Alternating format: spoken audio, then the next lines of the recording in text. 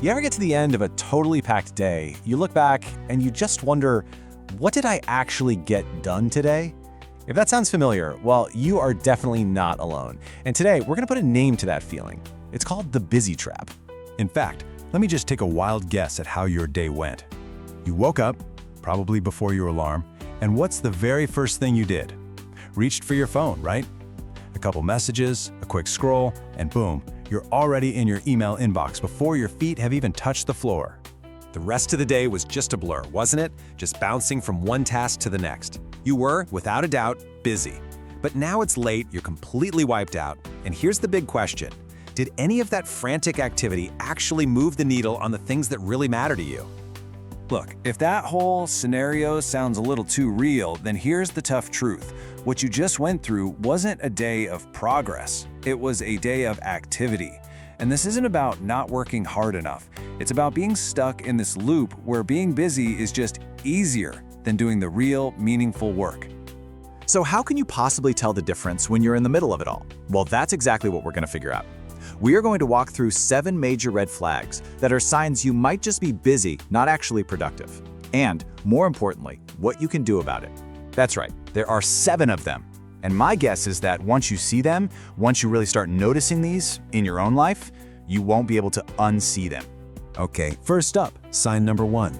Your calendar is completely packed. Your to-do list is a mile long, but those big, important goals you have, yeah, they haven't moved an inch in weeks, maybe even months. You're constantly reacting to whatever the day throws at you instead of proactively advancing the things that matter in the long run. And you know what? If you feel that way, you're not just imagining it. The research totally backs this up. It turns out that for most of us, less than 15% of our daily tasks actually contribute to our long-term goals. Just let that sink in. A whopping 85% of our busyness is just us spinning our wheels. And that brings us perfectly to sign number 2. You measure your day by the effort you put in, not the results you get out. You know that feeling, right? Wow, I worked so hard today. And hey, you probably did. But we have to remember, putting in the hours and actually producing something of value, those are 2 very, very different things. Think about it this way. You can work for 10 hours straight, but if you don't finish that one critical thing on your list, what's your actual progress? It's 0. There's this fantastic term for it, productivity theater. It's like you're putting on an amazing performance of being busy. Lots of motion, lots of action, but when the curtain falls, there are no results. Okay, here's a sign that's a little more subtle. Ask yourself this: do you ever actually feel done? If your to-do list seems to be alive, constantly growing no matter how many things you check off, you are likely in the busy trap. We love to fill our lists with all these easy, low-value tasks because they give us that quick hit of accomplishment, but they don't actually add up to anything real.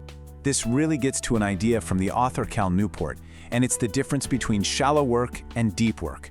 Shallow work, like answering routine emails, that stuff keeps you occupied. It makes you feel busy. But deep work, that really focused, mentally taxing stuff, that is what actually moves your life forward. Now this next one, this one can hit hard for a lot of us. Sign number 4 is that you actively avoid quiet, focused time. If you find you're always surrounding yourself with noise, music, videos, notifications pinging away, it's probably not an accident. Busyness can be a way to hide. Silence forces you to sit down and confront what really matters and what you've been avoiding. And here we go. This is a big one. You're always preparing, but you never quite get around to executing. Oh, you know the lines. I'm still doing research, or I just need to finalize this one part of the plan. And of course, the all-time classic, I'll start as soon as things calm down a bit. Look, preparation feels productive, but a lot of the time, it's just a very sophisticated form of procrastination. So what is really going on here? Well, the researcher Carol Dweck's work on mindset gives us a huge clue. People with what she calls a fixed mindset often use endless preparation as a way to protect their ego. It's actually a pretty clever defense mechanism because when you think about it, if you never really start, then you can never really fail. And now for the emotional side of all this. Sign number 6 is when you end your day as totally drained, but also completely unsatisfied. There's a huge difference between being exhausted from chipping away at something meaningful and just being tired from running around in circles. When your effort isn't tied to a clear purpose, that fatigue shows up really, really fast. And that brings us to our last sign, and it might be the most revealing one of all. If I were to ask you right now, what are you actually working toward? If you hesitate, even for a second, or if your answer is kind of vague, that's it. That is the clearest sign of all that you're just experiencing motion without any direction. Because real progress, it demands clarity. So, we've gone through all the symptoms, but that begs a much bigger question, right? Why on earth do we do this to ourselves? What is it about being busy that's so attractive? Let's dive into the psychology of fake progress. Here's the secret that most people don't realize. Busyness feels safe. It's comfortable. It lets you avoid making hard decisions. Progress, on the other hand, feels really risky. It forces you to make a choice, to commit to something, to actually put yourself out there. Busyness, well, it's a great hiding place. Let's just look at the simple math here. You could do 30 small, low-impact tasks in 1 week. And as you can see, you'd end up with basically no real progress. Or you could focus on just one high-impact task and you'll start to see some slow progress. But here's the magic number. You focus on just 3 high-impact tasks a week, that's when you start to build real, unstoppable momentum. Okay. We have spent enough time talking about the problem. Let's get into the solution. How do you break this cycle like starting today? Here's a simple 5-step action plan to help you build some real momentum. It all starts here.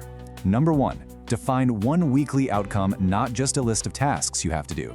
2, schedule your deep work time first thing, before the day has a chance to get crazy. 3, limit your daily priorities to just 3. Seriously, that's it. Everything else is just noise. 4, start tracking your progress, not your effort. Focus on the results, not the hours you put in. And finally, number 5, and this might be the toughest one, you have to build your tolerance for boredom. Real progress is often quiet, and it is almost never glamorous. So after all of this, what does it all boil down to? What's the big shift in focus that we all need to make? Here's the most important point. The goal is not to be busy. The goal is to build something meaningful. And if you recognized yourself in any of these signs today, that is a good thing, seriously, because awareness is the absolute first step out of this loop. You know, if you think about anyone you really admire for what they've accomplished, I can guarantee you they went through a period where they simplified everything. They just cut out all the noise so they could focus only on what was absolutely essential. So I'll just leave you with this final thought. Slow down, focus up, and go build something that actually matters.